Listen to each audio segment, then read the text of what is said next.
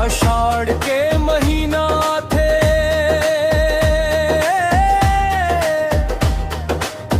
रथ हा सजते भारी। बलभद्र और सुभद्रा संग